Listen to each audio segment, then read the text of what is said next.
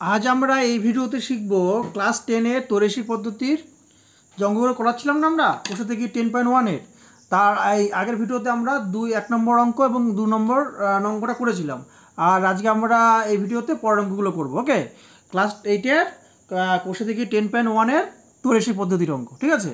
আর যদি তোমরা আগের ভিডিওগুলো 1 আর 2 অঙ্কগুলো দেখোনি তাহলে আগের ভিডিওতে দেখবে আমাদের ইউটিউব চ্যানেলে আমাদের আগের অঙ্কগুলো আছে, সেই অঙ্কগুলো দেখে নিও। ওকে, তাহলে শুরু করি আজকে।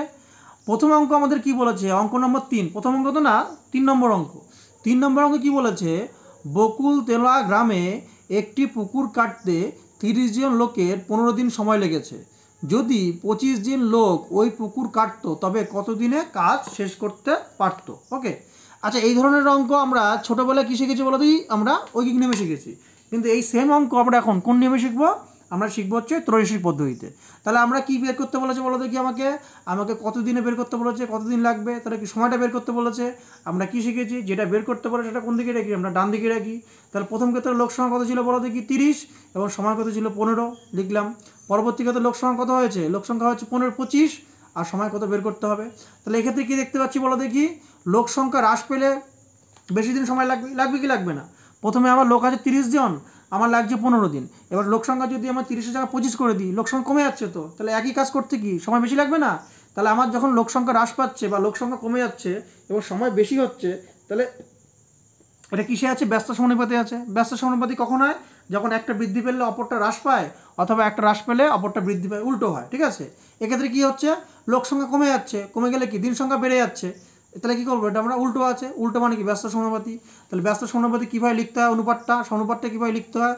প্রথমে কী লিখবো আমরা, প্রথম ক্ষেত্রে কত 30 দেওয়া আছে, পরের ক্ষেত্রে কত 25 দেওয়া আছে, তাহলে 30:25 লিখবো। তারপর কি লিখবো, ডবল/2 দেবো।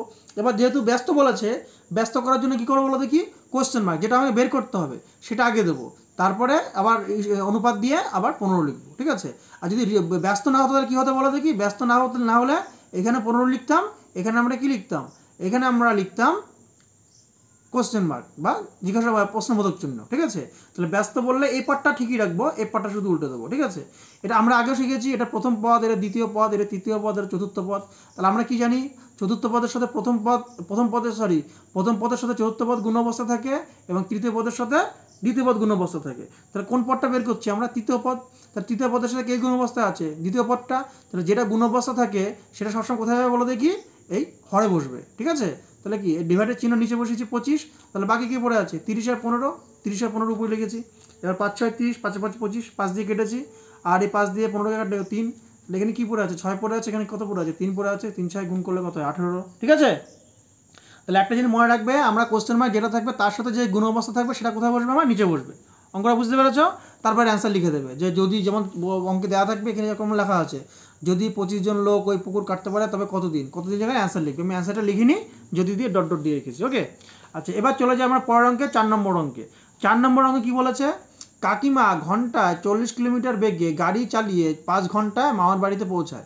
তাহলে ঘন্টায় 40 কিলোমিটার বেগ মানে কি, বেগের একক কী বলো দেখি, এক্ষেত্রে বেগ একক হচ্ছে ঘন্টায় 40 কিমি, মানে কি 40 কিমি পার ঘন্টা, 40 কিমি যায় 1 ঘন্টায়, ঠিক আছে। বেগ কিন্তু 40 কিলোমিটার হবে না, 40 কিলোমিটার পার ঘন্টায় করতে হবে।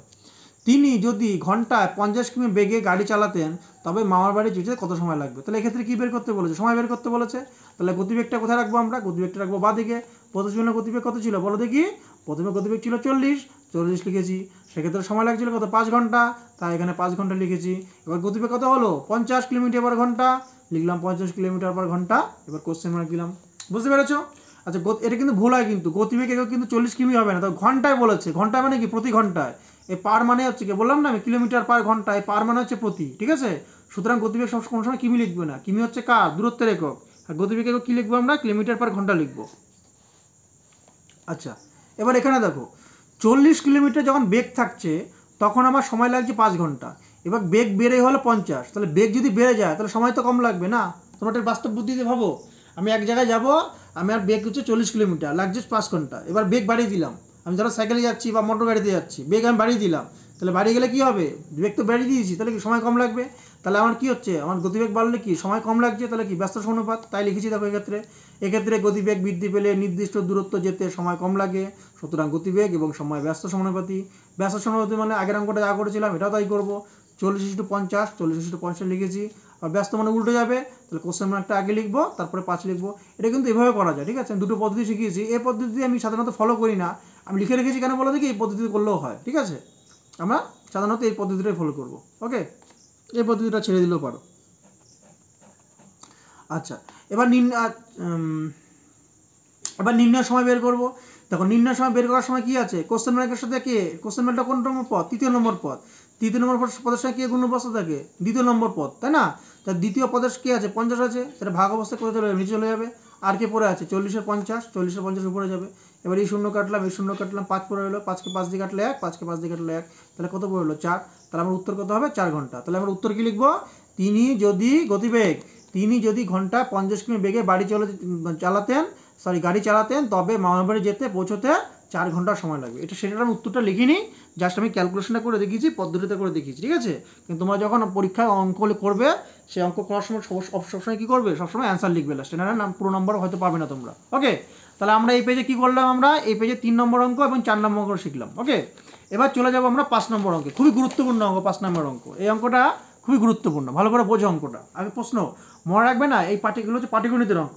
পাটিগণিতের অঙ্কের ক্ষেত্রে না, যদি তোমরা এক বেসিক প্রসেসটা বুঝে যাও আর যদি প্রশ্নটা মন দিয়ে পড়ো, তাহলে যে কোনো অঙ্ক করে আসতে পারবে, ঠিক আছে? আচ্ছা, কী বলেছে, মঙ্গলপুর গ্রামে একটি আশ্রয় শিবিরে 4000 জন লোকের 9 দিনের খাবার মজুদ ছিল। তার কতজন লোক ছিল, প্রথমে 4000 লোক ছিল। কত দিনের খাবার মজুদ ছিল, 9 দিনের, মানে কি 4000 জন লোক 9 দিন খেতে পারতো একটা খাবার। এবার কি ঘটেছে, এবার ঘটনা ঘটেছে কি, 3 দিন পরে 1000 জন লোক অন্য জায়গায় চলে গেল। তাহলে আমার 3 দিন পরে ঘটনাটা ঘটেছে। 3 দিন পরে কি ঘটনা ঘটেছে, আমার 1000 লোক চলে গেছে। যারা রয়ে গেল অবশিষ্ট খাবার তাদের কতদিন যাবে। এবার একটা জিনিস মাথায় রাখবে যে আমরা যে হিসাবটা করব না, আমরা খাওয়ার আছে প্রথমে 9 দিন, সব ঠিক আছে, কিন্তু যে ঘটনাটা যে ঘটেছে 3 দিন পরে যে 1000 জন লোক চলে গেছে, তা হাজার জন লোক যে চলে গেছে, এই ঘটনাটা কদিন পরে ঘটেছে, 3 দিন পরে ঘটেছে। তাহলে আমরা যে হিসাবটা করব, হিসাবটা সবসময় কী করবো, 3 দিন পরের থেকে নেব, আমরা 9 দিন নেব না। এই জিনিসটা কিন্তু ভুল হয়, ঠিক আছে? আমরা এই ধরনের যখন কমে যাবে বা বেড়ে যাবে, একটা সময়ের উল্লেখ করে দেওয়া থাকবে, সেই সময়টা বাদ দেবো। বাদ দেওয়ার পরে যে সময়টা পড়ে থাকবে সেই সময় ধরে করবো। কেন সেই সময় ধরে করবো বলো দেখি। ধরো আমার 4000 জন লোক 9 দিন খাচ্ছে, খুব ভালো কথা। 3 দিন চলে গেল খেয়েও, তাহলে 3 দিন চলে গেলে কদিন পড়ে থাকলো, 6 দিন পড়ে থাকলো। তাহলে লোক সংখ্যা যদি কমতো বা বাড়তো না, তাহলে এই 4000 লোক কদিন যেত, খাওয়াটা 6 দিনই যেত। তাহলে আমরা কী করবো, আমরা হিসাবটা 6 দিনের করবো। কিন্তু 4000 লোক এখন খেতে পাচ্ছে 6 দিন, কিন্তু লোক সংখ্যা যদি কমে যায়, লোক সংখ্যা যদি কমে গিয়ে হাজার জন কমে যায়, তাহলে 4000 থেকে 1000 কমে গেলে কত হবে, আমার 3000 হবে। 3000 জন 6 দিনে তো খাবে না, অবশ্যই কী হবে, বেশি দিন খাবে। কেন বেশি দিন খাবে বলো দেখি, লোক সংখ্যা কমে গেছে। তো লোক সংখ্যা যখন কমে গেছে, কদিন খাবে, আমরা 9 দিন হিসাবটা কিন্তু করবো না, ঠিক আছে? এই জিনিসটা মাথায় রাখবো বারবার। আচ্ছা, তাহলে এক্ষেত্রে কী হচ্ছে, লোক সংখ্যা কমে গেলে নির্দিষ্ট পরিমাণ খাবার কি বেশি দিন যাবে, যেটা বলছি আমি, লোক সংখ্যা কমে গেছে। স্বাভাবিক বুদ্ধিতে কী বলে, আমার লোক বেশি ছিল, খাওয়ার যাচ্ছে 6 দিন, এবার লোক কি কমে গেছে, তাহলে খাওয়ার কি বেশি দিন যাবে, তাহলে কি আছে, ব্যস্ত আছে। সুতরাং লোক সংখ্যা এবং সময় ব্যস্ত সমানুপাতি। তাহলে ব্যস্ত মানে কী করবো, আমরা এই দুটো রাশি লিখবো, ডবল দুবার অনুপাত চিহ্ন দেবো, তারপরে কি উল্টে দেবো। এবার এর সাথে কে গুণ অবস্থা হচ্ছে 3000, একই রকম সেম নিয়ম। এর সাথে 3000 গুণ অবস্থা হয়েছে, 3000টা কোথায় আসবে, নিচে আসবে। বাকি কি বলে 4006, ব্যাস উঠলাম, 2 কাটলাম 6 দিকে কাটলাম 2, 8 দিন হলো। তাহলে উত্তর কী হবে, 8 দিন। তো লাস্টে কিন্তু উত্তর লিখতে হবে, ঠিক আছে? উত্তর কি লিখবো, যারা রয়ে গেল অবশিষ্ট খাবার তাদের কতদিন যাবে, তাদের 8 দিন যাবে। ওকে, তাহলে এই জিনিসটা মাথায় রাখো, কিন্তু তোমরা কিন্তু 9 দিন করে দিও না, যতদিন হয়ে গেছে কাজটা তারপরের থেকে হিসাব করবে। ওকে, এবার চলে যাই আমরা 6 দাগের অঙ্ক। এই অঙ্কটা খুবই গুরুত্বপূর্ণ অঙ্ক। কি বলেছে আমাকে, নসিবপুর গ্রামে একটি খামারের 42 জন সদস্য 24 দিনের খাবারের সমস্ত জমি 24 দিনের খামারের, এটা খাবার হবে না, ঠিক আছে, খামার হবে, খামারের সমস্ত জমি চাষ করতে পারেন। কিন্তু চাষের মরশুমে 6 জন সদস্য হঠাৎ অসুস্থ হয়ে পড়েছে। খামারের সমস্ত জমি চাষ করতে অবশিষ্ট জনের কতদিন যাবে। তাহলে এবার কী বলেছে বলো দেখি। প্রথমে ছিল হচ্ছে 42 জন, এবার লোক সংখ্যা কত বলেছে আমার, লোক সংখ্যা ছিল আমার 42 জন, সে সময় কত লাগছিল, সেক্ষেত্রে সময় লাগছিল আমার 24 দিন। এবার দেখো এখানে কিন্তু আমি বিয়োগ করবো না কিছু। কেন বিয়োগ করবো না বলো দেখি, এক্ষেত্রে বিয়োগ করেছিলাম কেন বলো দেখি, এখানে বলে দিয়েছে ঘটনাটা কবে থেকে ঘটেছে, 3 দিন পরে থেকে ঘটেছে। কিন্তু এই যে অসুস্থ ঘটনাটা না, এই অসুস্থ ঘটনাটা প্রথম দিক থেকে হচ্ছে, প্রথম দিন থেকে হয়েছে। তাহলে প্রথম দিন থেকে যদি হয় তাহলে কি দিন তো কমেনি, তাহলে 42 জন লোক কাজটা কতদিনে করতে পারতো? 24 দিনে। এবার কজন অসুস্থ হয়ে পড়েছে? 6 জন অসুস্থ হয়ে পড়েছে, তাই 42 সাথে কত বাদ দেবো? 6 বাদ দেবো, তাহলে 36 জন কদিনে করবে সেটা আমরা বের করবো। একই রকম দেখো, একটা কাজ 42 জন করছে 24 দিনে, লোক সময় কমে গেছে 36 দিন, তাহলে লোক তো কমে গেল। লোক কমে গেলে কী লাগবে বলো দেখি? সময় বেশি লাগবে না কম লাগবে? অবশ্যই সময় বেশি লাগবে। তাহলে আমরা কী করবো? একইভাবে এটা কী করেছি আমরা? ব্যস্ত সমানুপাত করেছি। তাহলে প্রথমে 36 লিখেছি, এভাবে করতে পারি, এভাবে করতে পারি, আমি এই নিয়মটাই বেশি ফলো করছি, ঠিক আছে। প্রথমে 42 লিখেছি, তারপর 36 লিখেছি, ডবল স্টি দিয়েছি। ব্যস্ত মানে কি উল্টে যাবে, উল্টে গেলে কী হবে? প্রথমে আমরা কী দেবো? কোশ্চেন মার্ক দেবো, তারপর কী দেখবো আমরা? 24 লিখবো। আর এভাবে লিখলেও হতো, সমস্যা নেই কিছু, তোমরা একটাই ফলো করো, ঠিক আছে, দুটো ফলো করার দরকার নেই। আচ্ছা, এবার আমার নির্ণয় সময় বলেছে, কোশ্চেন মার্কটা কি সময়, তাহলে সময়টার সাথে কে গুণ অবস্থায় আছে? দ্বিতীয় পদে 36 নিচে যাবে। এবার 6 7 42, 7 করেছি, 6 6 36, 6 দিয়ে 24 করে 4 লিখেছি, 4 আর 7 পড়ে আছে, গুণ করলে কত? 28। সহজ অঙ্ক, ঠিক আছে। তোমরা যদি বেসিক যোগ বিয়োগ গুণভাগ করো না, এই তৈরিশী পদ্ধতি অঙ্কগুলো না খুবই সহজ। কমপক্ষে আমি বলতে পারি 10.1, 10.2টা একটু তুলনামূলক কঠিন আছে, কিন্তু 10.1 কোষে থেকে 10.1 খুবই সহজ। ওকে, আর এই অঙ্কগুলো কিন্তু খুব গুরুত্বপূর্ণ, এই অঙ্ক আসে। আচ্ছা, এবার চলে যাই আমরা 7 নম্বর অঙ্কে। এই চ্যাপ্টারে আমরা শেষ অঙ্কে যাব। 8 নম্বরে কিছু অঙ্ক আছে, ওগুলো অতটা গুরুত্বপূর্ণ না, তাই আমি আর করিনি, আমি 7 নম্বর অঙ্কটাই শেষ করেছি। 7 নম্বর অঙ্কটা কী বলেছে? একটি কারখানায় 1000টি যন্ত্রাংশ তৈরি করতে 16টি মেশিনের 27 দিন সময় লাগে। যদি কারখানায় আরও 2টি মেশিন বসানো হয় তাহলে একই সংখ্যক যন্ত্রাংশ তৈরি করতে কত সময় লাগবে? একই সংখ্যক মানে কি বলো দেখি? এখানে প্রথমে যন্ত্রাংশ কত ছিল? 1000 ছিল। একই সংখ্যক মানে কি? এখানে 1000 থাকবে, তাহলে আমার সংখ্যাটা আমি বাদ দিতে পারি। আমরা তাহলে কী নিয়ে আলোচনা করব? আমরা মেশিন সংখ্যা আর দিন নিয়ে, সময় নিয়ে, তাই না? তাহলে প্রথমে মেশিন ছিল কত? 16টি, এখানে মেশিন সংখ্যা 16 লিখেছি। সময় লাগছিল কত? 27 দিন, লিখেছি 27 দিন। এবার কি বলেছে? যদি আরও দুটো মানে কি? আগে ছিল কত? 16টি, তার সাথে কত যোগ হবে? আর 2 যোগ হবে, তাহলে কত হলো? 18টি।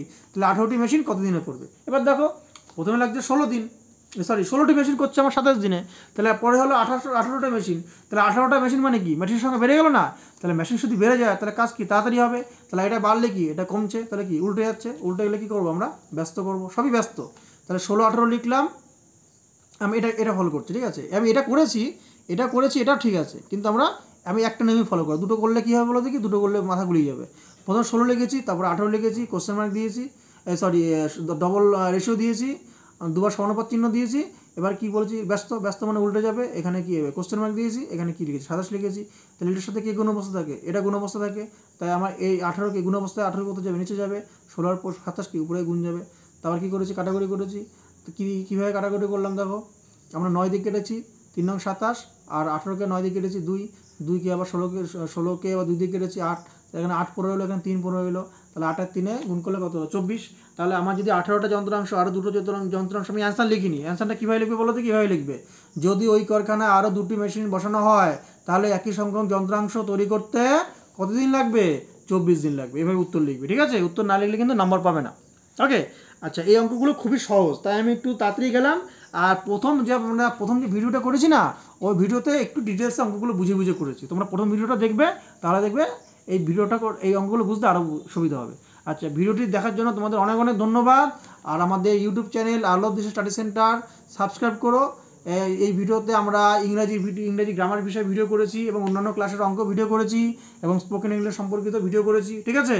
আর নোটিফিকেশন যে বেল বাটনটা থাকে, সেটা একটু ক্লিক করে রেখো, তাহলে যখন আমি ভিডিও আপলোড করব তোমরা সঙ্গে সঙ্গে পেয়ে যাবে, ঠিক আছে। আর মন দিয়ে পড়াশোনা করো, কোনো সমস্যা থাকলে আমাকে অবশ্যই বলো। তাহলে আজকের জন্য এইটুকুই, তাহলে বাই বাই।